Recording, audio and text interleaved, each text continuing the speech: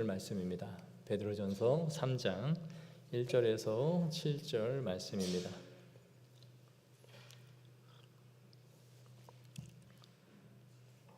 (379페이지) (380페이지) 신약성경 베드로전서 3장 1절에서 7절 말씀 교독하겠습니다.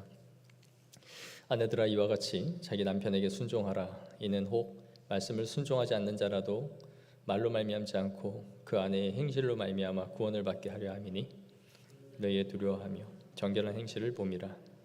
너희의 단장은 머리를 꾸미고 금을 차고 아름다운 옷을 입는 외모로 하지 말고 오직 마음에 숨은 사람을 온유하고 안정한 심령에 썩지 아니할 것으로 하라.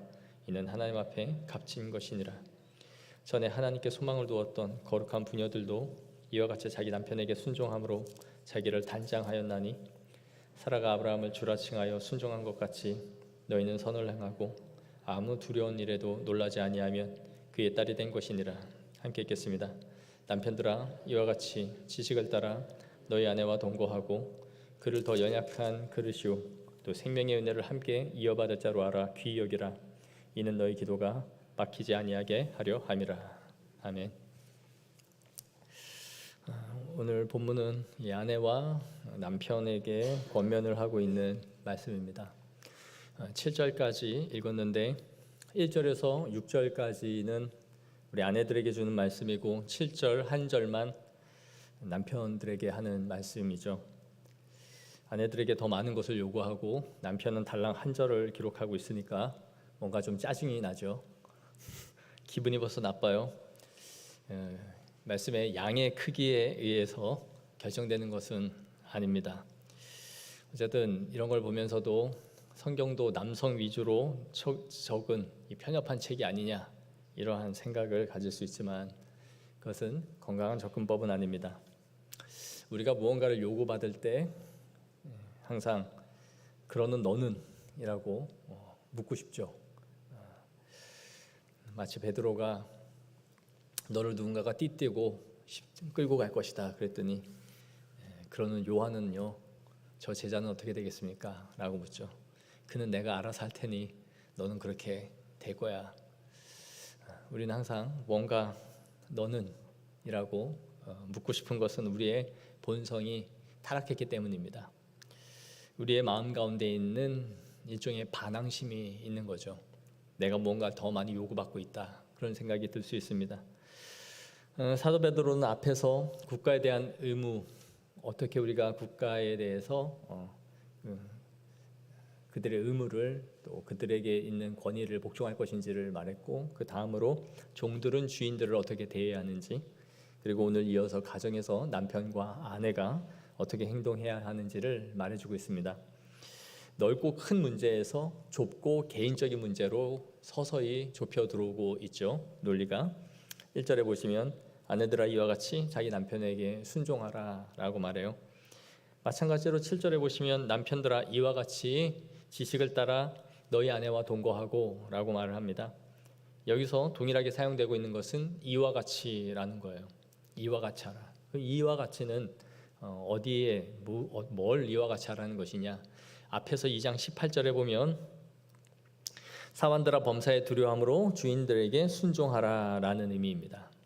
그러니까 사환들이, 종들이 범사에 두려움으로 주인을 순종하듯 이와 같이 너희도 범사에 두려움으로 순종하는 자세를 취하라 라는 것이죠.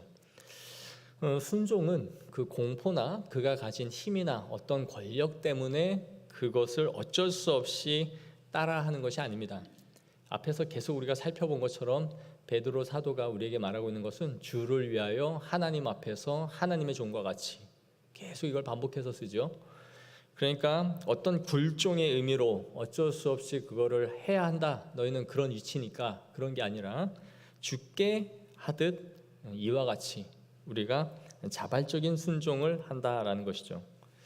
그래서 순종은 상대가 힘이 있고 우월한 존재이기 때문에 하는 것이 아니라 사람은 모두 다 평등합니다. 남자나 여자나 남녀노소 어린아이 가리지 않고 다 평등합니다. 그러나 평등하다는 것과 권위가 똑같다라는 말은 우리가 다르다는 것을 알아야 됩니다. 평등이 권위를 나눠 가졌다는 뜻은 아닙니다. 국민이 국가의 그 위정자들에게 순종하라, 순복하라, 종들이 주인에게 순종하라, 아내가 남편에게 순종하라라는 이 요구는 계속해서 권위가 있는 대상에게 행하는 삶의 태도를 말해주고 있는 것이죠. 우리는 자녀가 부모에게 순종하라, 또 국민이 국가의 권력에 또 준 힘에 순종하라라는 것 받아들일 수 있지만, 부모가 자녀의 권위에 순종하라, 국가는 국민의 권위에 굴복하라라는 그 역은 성립되지가 않습니다. 왜 그렇습니까? 이 권위는 사회의 질서이자 하나님이 부여한 힘이기 때문에 그래요. 자식이 부모한테 엄마 나에게 있는 권위에 순종해야지, 그런 말을 우리가 타당하다 생각할 수 없는 거죠. 인격과 사람에 있어서는 평등합니다. 그러나 권위가 같은 것은 아니에요. 권위는 하나님께서 주신 힘이자 또 질서의 원리이기 때문에 그런 거예요. 그러니까 순종하라는 말은 말씀드린 것처럼 현대인들에게 매우 굴종적으로 들리며, 특히 이 페미니즘이 강력하게 퍼져 있는 오늘날 시대의 흐름 속에서는 여성들에게 지금 때가 어느 때인데 이런 걸 요구하고 있느냐라고 반감을 불어일으키는 시대적 흐름 가운데 우리가 서 있습니다. 그러나 오늘 이 말씀은 남존여비의 개념도 아니고 암탉이 울면 집안이 망한다라는 그런 발상에서 나온 것이 아닙니다. 인간이 타락한 이후에 망가뜨려진 이 현실의 상황 속에서 항상 우리는 말씀을 반박하고 삐뚤어진 마음으로 그 의도를 곡해하는 것이 우리의 어쩔 수 없는 본성이지만, 성경의 본래 의미는 그런 것이 아니다라는 것을 우리가 알아야 됩니다. 특별히 이 사도가, 베드로 사도가 오늘 이 남편에게 순종하라라고 할 때의 상황과 배경이 어떠한지를 우리가 이해해야 되는데, 이어서 보시면 이는 혹 말씀을 순종하지 않는 자라도 말로 말미암지 않고 아내의 행실로 말미암아 구원을 받게 하려 함이니. 그러니까 믿지 않는 가정에서 아내가 홀로 신앙생활을 하는 경우, 특별히 남편에게 순종을 더욱더 지금 요구하고 있다라는 걸 우리가 알 수 있는 거죠. 복음을 전하는 데 있어서 지나가는 사람에게 예수 믿으세요라는 것은 쉽죠. 어렵지만 쉽습니다. 그러나 함께 살아가고 있는, 어깨를 부딪히는 사람에게는 말보다는 항상 행동이 큰 힘을 발휘한다라는 것을 우리는 알 수 있습니다. 말의 힘은 약하죠, 항상. 그러나 삶이 항상 큰 소리를 내는 것입니다. 오늘날에도 교회 안에 여초 현상이 많이 있지만, 당시에도 남성들보다는 여성들이 혼자 신앙생활을 하는 경우들이 많았던 것 같아요. 그래서 믿지 않는 여성들이 혼자 신앙생활을 하면서 남편들에게 많은 눈치를 보고 어려움을 겪는 상황이 교회 안에 있었을 것으로 보여집니다. 그런 상황에서 지금 권면을 하는 거죠. 우리도 믿지 않는 남편들 예자도 꺼내지 마라, 교회의 기억자도 꺼내지 마라, 그러면서 힘든 생활을 하는 분들을 종종 어릴 때도 많이 보았습니다. 그런 상황 속에서 너희의 그 경건하고 바른 행동과 삶이 남편을 전도하여 하나님께로 인도할 수 있는 힘이 거기에 있다라는 것을 지금 사도 베드로가 말하고 있는 것이죠. 그런 의미에서 더욱더 너희에게 순종이 요구된다라는 것입니다. 이 삶이 말보다 강하다는 것은 가정에서만이 아니라 학교든 직장이든 항상 동일한 원리입니다. 믿지 않는 남편을 전도하기 위해 여성들은 배나 참아야 되고 또 속이 끓는 일들이 종종 발생하지만, 남편을 구원시키기 위해서 우리 애가 그 남편을 더 섬겨야 되는 것은 예나 이때나 지금이나 불변하는 방식이었던 것이죠. 그래서 그것을 사도 베드로는 요구하고 있는 것입니다. 2절에 너희의 두려워하며 정결한 행실을 봄이라, 너희의 정결한 행실을 보기 때문이라 라고 해석할 수 있습니다. 결국 그들은 오랜 시간을 보면서 아내의 행실을 보게 될 것이고 그들의 마음의 변화를 줄 수 있다는 것이죠. 우리 이 자리에 박 권사님도 계시지만 박 권사님의 팔순 생일 선물, 팔순 장치에 남편이 뭘 해줄까 그랬더니 다 필요 없고 교회나 같이 가달라. 그것이 그분의 생일 선물이어서 그때부터 우리 조용한 집사님이 나오기 시작했죠. 80의 이룬 남편이 교회 온 데까지 80년이 걸렸다 이 말이죠. 그러니 그 안에 또 참는 삶도 있었을 거고 수많은 기도가 또 있었겠죠. 80에 남편이 올 줄 믿습니다. 이러면 이건 복은 아니겠죠. 그러나 참아야 됩니다. 참아야 하느니라. 바늘로 허벅지를 찔러가며 참아야 하느니라. 여기 계신 분은 지금 다 대부분 거의 다 부부가 신앙생활해서 그렇진 않을 것 같은데 아닌 분들은 참 진짜 애끓는 마음을 가지고 살아가는 게 성도들의 모습입니다. 우리에게 그 믿지 않는 사람을 가정에서 전도하기 위해서 필요한 것은 의무에 충실한 삶입니다. 의무를 저버리지 않는 거죠. 신앙이라는 이름으로 의무를 저버리지 않는 그것이 굉장히 중요한 겁니다. 종이 주인에게 의무를 다하듯 부당한 일을 그러면서도 당할지라도 그들이 그러면서 고난을 받을 수 있지만 그것이 하나님 앞에 아름다우니라라고 말하는 것처럼 의무를 다하면서도 남편에게 좋은 소리를 듣지 못하는 그런 삶이 있더라도 이와 같이 너희는 남편에게 순종하라라고 말하는 거죠. 예전에 저희 아버지가 목회할 때에도 참 믿지 않는 가정에서 아내분 혼자 신앙생활 하시는 분들을 참 많이 봤습니다. 그분들은 남들보다 배나 그 부지런을 떨어야 됐습니다. 그 당시에는 저녁 예배도 수요 예배도 또 주일도 저녁 예배가 있었으니까 남편 밥 차려주고 미리미리 그 설거지하고 괜히 교회 간다고 그런 소리 교회에 미쳐가지고 저러고 돌아다닌다 소리 안 들으려고 더 부지런히 바쁘게 아이들을 챙기면서 그렇게 신앙생활 하시는 분들 참 봤습니다. 아름답고 귀하죠. 오늘날은 거의 보기 어렵습니다. 그냥 교회를 안 오죠. 저는 이래서 못 갑니다. 남편 밥 차려줘서 못 갑니다. 애들이 있어서 못 옵니다. 이러지 예전에는 다 그렇게 신앙생활 하시는 분들이 많았어요. 그래서 눈치 보면서 미리미리 밥 차려주고 더 빨리빨리 움직이면서 그렇게 하는 귀한 분들이 있었습니다. 어디에서 그런 신앙생활을 하고 계실지 모르지만 다 복받고 있을 거라고 저는 믿어 의심치 않습니다. 하나님의 그 마음을 다 아시고 믿음의 가정으로 다 세우고 계시리라 저는 생각합니다. 당시 로마 여자들이 이 바쿠스 신을 섬겼는데 이 바쿠스 신이 우리가 먹는 그 바카스가 거기에서 이름이 나온 거죠. 로마의 바쿠스 신 디오니소스라는 신이 있었는데 이 여성들이 이 신을 섬겼다 그래요. 근데 이 신은 술의 신이었습니다. 포도주의 신. 그래서 다신론을 숭배하는 이 나라에서 로마의 원로원들이 이 신을 섬기는 것을 금지시켰다 그래요. 다신론을 섬기는 나라에서 특정 신을 못 섬기게 하는 것은 굉장히 의아한 일이죠. 왜 그런가 했더니 여성들이 밤이면 신전에 올라가서 이 바쿠스 신을 예찬하면서 술을 푸고 앉아서 웃고 떠드는 일이 너무나 많았다는 거죠.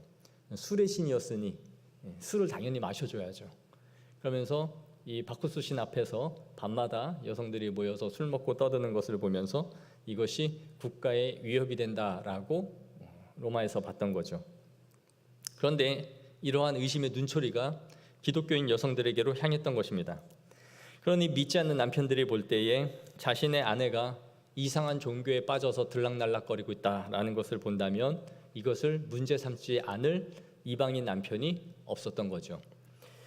이러한 상황 속에서 베드로는 너희가 정결한 행실을 통하여 남편에게 순종하라라고 요구하는 것이 지나친 것이 아니었던 것이죠.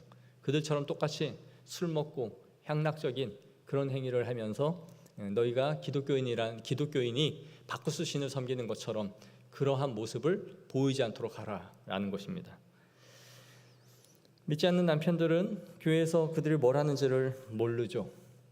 코로나가 터졌을 때도 수없이 많은 여자 집사님들이 남편 눈치 때문에 남편이 교회 가지 말라라는 그 얘기 때문에 교회를 못 가고 있다라는 얘기를 참 많이 했었습니다. 결국은 신앙을 포기했던 것이죠. 자꾸 가면 싸움이 일어나니까 결국은 그러지 못한 그래서 신앙을 잃어버렸던 것이죠. 처음에는 반대 때문에 신앙생활을 못했는데 코로나가 끝난 이후에는 자신이 무너져서 회복을 하지 못했던 것입니다. 우리가 잘 아는 어거스틴의 어머니 모니카는 이 어거스틴을 기도로 눈물로 하나님 앞에 회심하게 했던 여인으로 잘 알려져 있죠. 어거스틴은 정말 카톨릭에서도 성 어거스틴이라 불릴 만큼 기독교 교리에 초석을 놓은 사람이었습니다.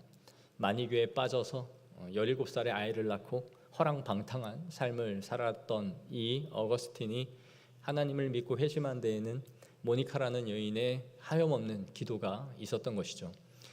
그러나 이 모니카는 어거스틴 자신의 아들만 기도로 회심하게 했던 것이 아닙니다. 그의 남편까지도 그는 회심시켰습니다. 훗날 어거스틴은 이렇게 기록했어요. 어머니는 자기 남편을 주인으로 섬겼으며 남편을 주께 인도하기 위해 할 수 있는 모든 일을 했습니다. 행동으로 주님이 그로써 어머니를 아름답게 만드신 그 행동으로 아버지께 주님에 대해 말씀하신 것입니다. 마침내 어머니의 남편의 삶이 이 생에서 거의 끝나갈 무렵 어머니는 그를 주께 인도할 수 있었습니다. 남편이 거의 죽어갈 무렵에 그 남편이 하나님을 영접했던 것이죠. 우리의 남편이든 우리의 아내든 또 우리의 자녀든 그들을 인도할 수 있는 것은 한결같은 기도와 정결한 삶, 우리의 행동에 있다라는 것을 항상 기억해야 되는 것이죠. 3절에 너희의 단장은 머리를 꾸미고 금을 차고 아름다운 옷을 입는 것으로 하지 말고 라고 되어 있습니다. 이 말씀을 단순히 문자적으로 해석해서 귀걸이나 반지나 금은 부치들은 해서는 안 된다라는 것으로 해석해야 되는 말씀은 아니라 여기서 지금 말씀하고 있는 바는 육신적이고 썩어져가고 한시적인 것과 대조하여 하는 말씀입니다. 그러니까 썩어지고 지나가는 것과 지금 금을 차고 아름다운 것으로 외모를 꾸미는 것을 지금 대조해서 말하고 있다라는 거죠. 여러분, 누군가가 루이비통, 샤넬, 구찌를 들고 오면 어떤 생각이 드십니까? 아, 부럽다. 나도 저런 백 하나 갖고 있으면 좋겠다. 이런 생각이 드십니까? 저는 사실 브랜드를 잘 모르는 사람이에요. 잘 마크를 봐도 잘 모릅니다. 지금 말한 게 아는 게 다예요. 근데 그런 것에 집착하는 사람들을 보면 저는 뭔가 공허하고 체험이 없는가 보다라는 생각이 들어요. 저런 게 아니고서는 보여줄 게 없기 때문에 저런 거에 집착을 하고 돈을 모아서라도 자신을 과시하고 보여줘서 나는 이런 거를 입을 수 있는 사람이야 라는 거를 보여주고 싶은 것이 아닌가, 그런 안타까운 생각이 듭니다. 영적이고 영원한 것과 대조를 이루는 것으로서 외적인 치장과 꾸밈에 몰두를 하게 되는 것이죠. 그렇다고 머리를 산발을 하고 빗자루를 하고 있으면 그것이 경건하다는 증거는 아닙니다. 집사님 머리를 싸잡으실 필요는 없어요. 장로님이 사자머리라 그런다고 그렇게 저희가 그렇게 생각하지는 않으니까 자책하지 마시고. 어쨌든 이렇게 헛된 것에 마음을 두고 있는 우리의 정서와 마음을 단면적으로 보여주는 것이죠. 거기에 집착하는 겁니다. 당시에 이 고대 사회에서도 머리를 굉장히 많이 치장을 했다 그래요. 머리를 층층이 겹겹이 말아서 올리는 스타일, 또 따은 머리를 둘둘 말아서 바구니처럼 만드는 머리 스타일이 유행이었다고 합니다. 그런 것을 보면 어느 시대나 이 패션과 유행은 다 있었던 것 같아요.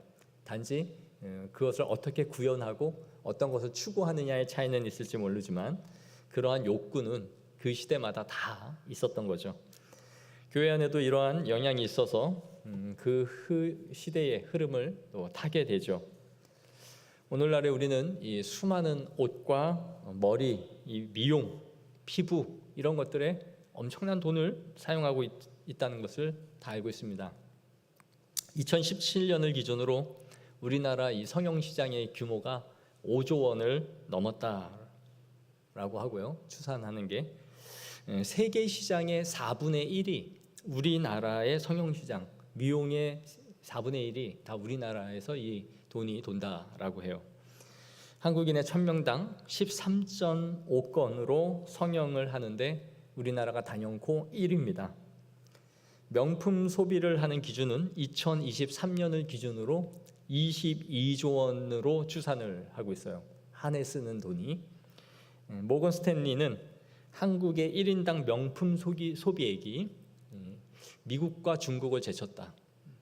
중국이 더 많은 것 같은데 인구 대비로 보면 한국이 훨씬 많은 소비를 하고 있다라고 보는 거죠. 우리 교회 성도님들 이쯤 되면 한두 개쯤은 그 가방을 명품을 이렇게 갖고 계실 텐데 교회는 안 갖고 오시는 것 같아요. 이 비율대로라면 갖고 계시는데 교회 성경 가방이 구찌, 샤넬, 루이비통 딱 열면 금박이 붙은 성경 잘 어울릴 것 같지 않습니까?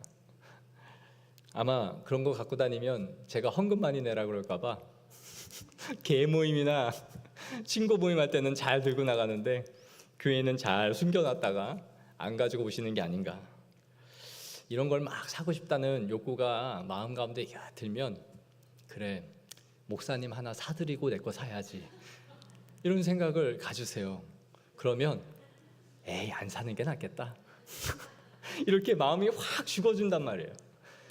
목사님 하나 사드리고 내 거 사야지 에이 안 사는 게 낫겠다.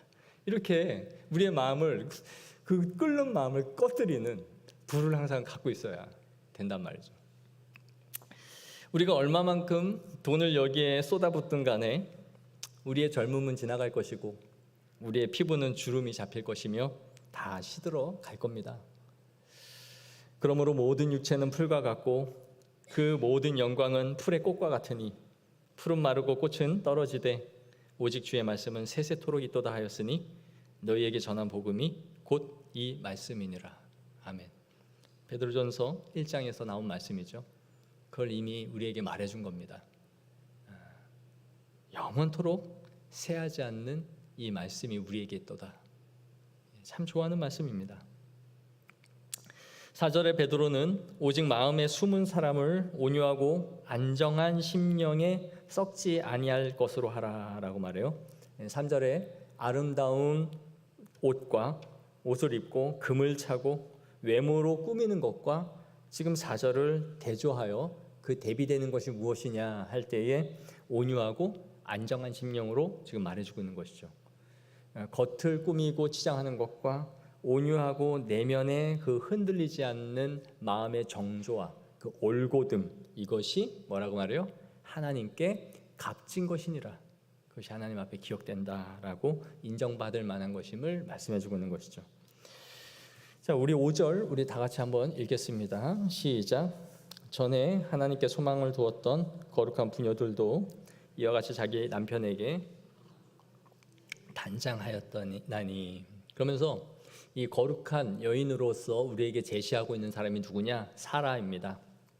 아브라함의 아내 사라를 지금 거룩한 여인, 단장했던 이것으로 말하죠. 뭐라고 말해요? 사라가 아브라함을 주라 불렀다. 주, 아도나이. 주님을 부르는 똑같은 말을 한 거예요. 그렇다고 아브라함을 신처럼 떠받들었다라는 그런 의미는 아닙니다.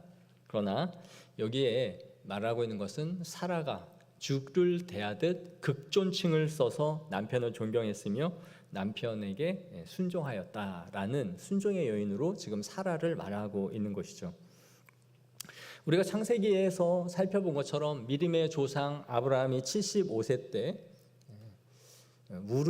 갈대아 우르에서 떠나갈 때에 사라의 순종을 명시하고 있지 않지만 분명한 것은 사라가 남편을 따라왔다라는 것입니다. 당대의 최고의 문명지였던 우루 아닙니까? 지금으로는 미국의 맨해튼 정도 되는 문명의 발상지에서 정말 이름도 듣도 보도 못한 듣보잡과 같은 시골 구석으로 걸어간 거죠. 그리고 하란에 이르렀습니다. 하란에 도착하자 그의 아버지가 거기서 죽었고 다른 형제들은 거기에 머물렀습니다. 그러나 아브라함은 거기가 자신이 하나님께서 부른 곳이 아니고 가나안이었기 때문에 롯과 사라 자신의 가족만을 데리고 다시 가나안으로 수백 킬로를 내려가기 시작하죠. 그때도 사라는 남편을 묵묵히 따라갔습니다. 이 과정에서 기근이 생겼고 애굽으로 가야 하는 일이 벌어졌죠. 애굽에 갔을 때 아브라함은 사라한테 하나를 제안하죠. 내가 당신이 너무 예뻐서 죽을 수도 있으니까 누가 물어보면 내 아내라 하지 말고 누이라 하라. 거기에 대해서도 사라는 동의를 했습니다. 남편을 살리고 싶어서. 그리고 다른 데까지 시집을 가죠. 그럼에도 끝까지 순종을 보여준 겁니다. 이렇게 아브라함의 순종은 우리가 믿음의 조상 아브라함으로만 기억하지만 사라가 없이는 아브라함도 없었던 거예요. 사라가 그만큼 순종하며 따라갔기 때문에 남편 아브라함이 순종의 믿음의 조상이 됐던 거죠. 사라와 분리시킬 수 없는 순종이었던 겁니다. 한 몸으로 걸어간 것이죠. 그래서 아브라함의 순종은 곧 사라의 순종이었던 것이죠. 그래서 사라의 이름대로 열국의 어미가 되지 않았습니까? 오늘 그러므로 너희는 선을 행하고 아무 두려운 일에도 놀라지 아니하면 그의 딸이 된 것이라. 열국의 어미의 딸이 된 것이다. 열국의 아비 아브라함의 후손이 된 것처럼 너희가 그러한 여인이 된다면 열국의 어미 사라의 딸이 된 것이다. 동일한 말을 하고 있는 거예요. 이거 뭘 말하느냐? 언약의 후손이 되었다. 너희가 그 언약을 이어가는 하나님의 딸이다라고 말하는 거죠. 근데 여기서 선한 행실과 두려워하거나 놀라지 않으면 그렇게 된다, 딸이 된다라고 어떻게 보면 조건절처럼 말하고 있는 것 같은데 본 의미는 결과적인 의미입니다.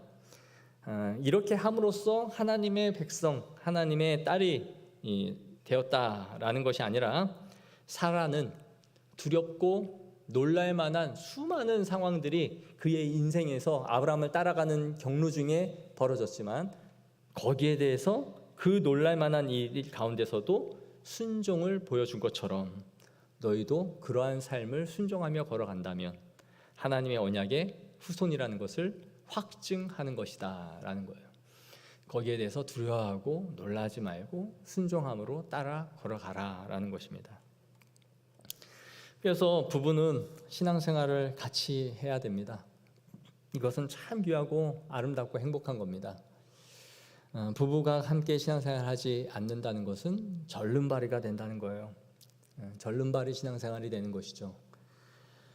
한쪽밖에 없다면 가는 길은 너무 피곤하고 지치고 주저앉고 싶어지는 것입니다. 신앙의 절름발이 남편과 아내가 함께 신앙생활을 하지 못하는 것은 멀리 가기가 너무 어렵습니다. 소명을 이루어 가기가 어렵다는 거예요. 누군가가 그 소명을 저지하기 때문입니다.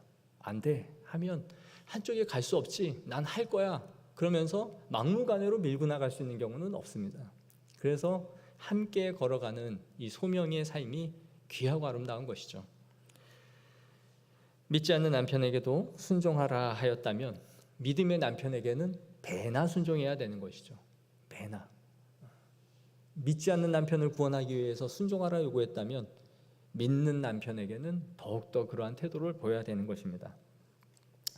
그래서 웨인 그루뎀이라는 신학자는 이렇게 말했어요. 하나님이 우리의 자연적 본성 가운데 여성의 수용적 태도와 남자의 지도력을 주셔서 그 역할을 구분하는 의로움과 아름다움을 인간에게 주셨다. 그걸 새겨놓으셨다라고 말했어요. 여성에게는 수용하고 받아들이는 온유한 성품을 주셨고 남편에게는 리더십을 주셔서 이것을 조화롭게 아름답게 새겨 놓으셨다라고 합니다.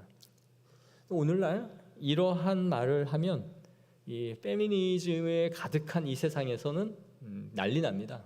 남녀 구분이 어딨냐? 그거는 인간이 후천적으로 만들고 교육시킨 결과이지 그러한 것이 어딨냐? 여자도 남자같이 키우면 남자가 되고 남자도 여성같이 하면 여성이 된다. 이런 식으로 소리를 높이는 거죠. 세상에서는 이 성역할을 붕괴시키고 없앰으로써 사회가 불평등을 해소할 수 있다라고 주장합니다. 그래서 성역할과 구분을 없애야 된다. 그것이 진정한 평등이다라고 주장을 하는 것이죠. 이것이 성경적이지 못한 겁니다. 직업에서 구분을 해야 되고 여자가 커피를 사야 되고 이런 의미가 절대 아닙니다. 그러나 하나님이 우리의 본성 가운데 새겨주신 하나님의 성품이 남자와 여성에게 있게 하심으로 세상을 아름답게 이끌어가도록 만드셨다라는 것을 기억해야 되는 것이죠. 이미 이렇게 말하고 있지만 우리는 절대 남자가 휘두르는 시대를 살아가고 있지 않습니다. 우리는 여성 상위 시대를 살지 남자는 50만 넘으면 한 대로 보복을 받고 삽니다. 그래서 오히려 남자들이 집에서 깨갱하고 집에서 아무 말 안 하면 집안이 화목하다. 자꾸 이런 강연이나 우스갯소리로 이런 말들을 하는데 그것은 옳지 않습니다.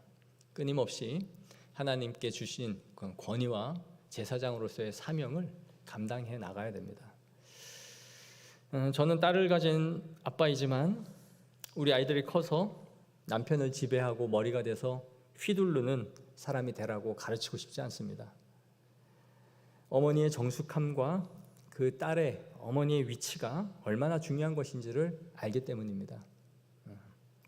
아버지의 지도력과 어머니의 수용적인 관용과 그 사랑이 그 안에서 자란 가정의 아이들이 얼마나 정서적으로 바르고 건강한지를 이 사회가 실제적으로 보여주고 있기 때문입니다. 세상을 한번 생각해 보십시오. 옛날에 가부장적인 아버지가 전인적으로 휘둘러대는 것도 문제지만 건강한 아버지와 그 어머니가 함께 가정을 이룬 것, 오늘날은 그것들을 다 붕괴시키면 행복할 것 같다라고 말하지만 오히려 자녀들이 부부의 이혼율은 증가하고 아이들은 성역할에 대한 혼란을 느끼면서 자라가는 것이죠. 유대 사회가 남성 위주의 사회인 것처럼 보여지지만 사실은 모계 사회입니다. 유대인을 결정짓는 것은 아버지가 아니라 어머니입니다. 어머니가 유대인이면 자녀는 유대인이지 아버지가 유대인이기 때문에 그 2세가 다른 여인과 결혼했다 하여 유대인이 되지 않습니다. 그것은 유대 사회가 어머니의 영향력과 가르침이 크다라는 것을 아마 인정했기 때문이다라고 저는 생각합니다. 그래서 어머니의 역할이 여성의 신앙이 아버지의 지도력이 항상 균형을 이루면서 아름답고 중요한 것이죠. 드디어 남편들에게 주는 권면이 나오죠. 우리 여성들이 이 얘기는 언제 하나 기다렸겠지만 그래서 아주 짧게 하고 지나가려고 합니다. 남편들아, 이와 같이 지식을 따라 너희 아내와 동거하고 그를 더 연약한 그릇으로 여겨라. 아내와 동거하고라는 것은 특별히 또 이 잠자리를 말하는 말이기도 합니다. 아내 외에 성적인 다른 범죄를 저지르지 마라라고 말하죠. 이것은 연약한 그릇인 아내를 깨뜨리고 찢는 가장 강력한 범죄 행위인 것이죠. 남편들에게 지식을 따라하라라고 말해요. 어떤 지식입니까? 아내에 대한 욕구와 정서와 내면적 영적인 부분에 대한 모든 지식을 아우르면서 이끌고 갈 지식을 구비하고 이끌어 가라라는 것이죠. 머리라고 말만 할 게 아니라 제발 머리를 써라 남자들이요. 똑똑해야 따라가지. 머리가 잘못 가면 손발이 가정이 다 고난을 받지 않습니까? 남편의 그 잘못된 선택 하나 때문에 보증 잘못 서고 그렇게 걸어가서 집안 자녀들 다 그냥 고생 시키는 일이 벌어지지 않습니까? 그래서 자신의 권위를 스스로 깎아먹고 힘든 삶이 되는 거죠. 자신에게 부여된 위치, 내가 아버지니까 당연히 권위가 있어야지. 그건 권위주의입니다. 그건 권위주의입니다. 내가 가진 위치 때문에 나의 힘을 발휘하려 한다면 그건 권위주의입니다. 그러나 권위는 참된 지식 위에서 이끌어갈 때에 부여된 권위가 순종을 만들어내는 겁니다. 그가 가진 지식과 덕과 도덕과 윤리적, 정서적, 신앙적인 위치가 바른 지식을 뿜어낼 때 자연스러운 순종을 이끌어내는 것이죠. 우리가 권위에 대해 반감을 갖는 것은 우리 앞에 지나가신 우리 부모의 세대들이 가부장적인 태도의 권위를 휘둘렀기 때문이죠. 어디 아버지한테 말대꾸를, 그리고 손이 올라가고 자신의 것을 치고 올라오는 것에 대해서 그냥 화를 내고 버럭지를 내면서 숨죽이며 살게 만들었기 때문에 오는 것이지, 참된 권위는 항상 존경심을 만들어내는 것입니다. 그래서 연약한 그릇같이 아내가 깨지기 쉬운 존재라는 것을 알라라는 것이죠. 깨지기 쉬운 그릇은 맞는데 집에 혼자 가면 장롱과 침대가 막 다 옮겨져 있고, 남편보다 집 계약 다 끝내 있고, 그리고 이사 날짜 통보해주고, 오늘 회사 끝나면 이쪽으로 주소 줄 테니까 이사하니까 일로 오라, 이런 얘기를 이제 듣게 되면 과연 깨지기 쉬운 그릇이 맞는가? 힘은 나보다 더 있어서 모든 걸 다 들어 옮길 수 있는 강함이 있는데, 이런 생각이 들긴 하죠. 그러나 정서적으로, 육적으로나 모든 부분에서 연약함을 인정해 주라는 것입니다. 그러면서 베드로가 말하는 것은 생명의 은혜를 함께 이어받을 자로 알아 귀히 여기라. 영생의 복을 이어가고 하늘나라의 유업을 함께 가질 동반자로 너희가 알라라는 뜻입니다. 즉 하나님의 자녀임을 잊지 말라라는 강력한 표현인데, 바로 여기에서 영적인 동등함이 나오는 것입니다. 유업을 너만 받는 게 아니다. 남자들만 받는 건 아니다. 함께 우리가 하나님의 유업을 받을 자임을 기억하라라는 것이죠. 그러면서 뭐라 합니까? 만약 너희가 아내와의 관계가 어그러지면 너희의 기도가 막히지 아니하게 하려 함이라. 이렇게 하는 이유는 너희의 기도가 막힌다. 즉 하나님과의 관계가 차단된다라는 거죠. 사회의 윤리적인 측면에서 강조하는 것보다 하나님과의 관계가 얼마나 중요한 것인지를 지금 말해주고 있습니다. 너희가 그렇지 않으면 온전한 기도와 영적인 신앙생활을 하는 것은 불가능하다라는 겁니다. 이건 정말 사실입니다. 아내와의 관계가 깨뜨려지면 우리의 영적인 상태는 황폐해질 것이고 우리는 기도에 집중하지 못할 것입니다. 그가 온전한 양심과 마음을 갖고 있는 사람이라면 그 상태를 가지고 하나님 앞에 기도한다라는 것은 기적에 가까운 것이죠. 그래서 혹시 기도한다 할지라도 그것은 하나님이 받으실 만한 기도는 되지 못할 것입니다. 시편 66편 18편에 내가 나의 마음에 죄악을 품었더라면 주께서 듣지 아니하시리라. 잠언 28장 9절에도 사람이 귀를 돌려 율법을 듣지 아니하면 그의 기도도 가증하니라. 하나님이 듣지 아니하시는 기도가 있다라는 것이죠. 그러므로 남편들이 하나님의 말씀과 기도 가운데 우리가 주님과 교제를 누리고 싶다면 아내를 먼저 사랑하는 것이 가장 첫 번째다라고 말해주는 것입니다. 사랑하는 성도 여러분, 말씀을 맺겠습니다. 아내는 분명히 순종해야 됩니다. 하나님의 질서 안에서 주신 권위가 있기 때문입니다. 그러나 남편은 바른 지식을 갖추고 이끌어 가야 됩니다. 머리가 된다는 것은 사실 매우 두려운 겁니다. 차라리 누가 나를 좀 이끌어줬으면 내 인생이 편하겠다 할 때가 있지 않습니까? 그러나 남편이기 때문에, 남자이기 때문에 책임을 지고 끌어가야 되는 것이 머리의 역할인 것이죠. 하지만 우리가 그렇게 우리에게 주셨기에, 우리의 자리를 주셨기에 지식 안에서 그것을 갖추며 가정을 잘 세워가기를 소망합니다.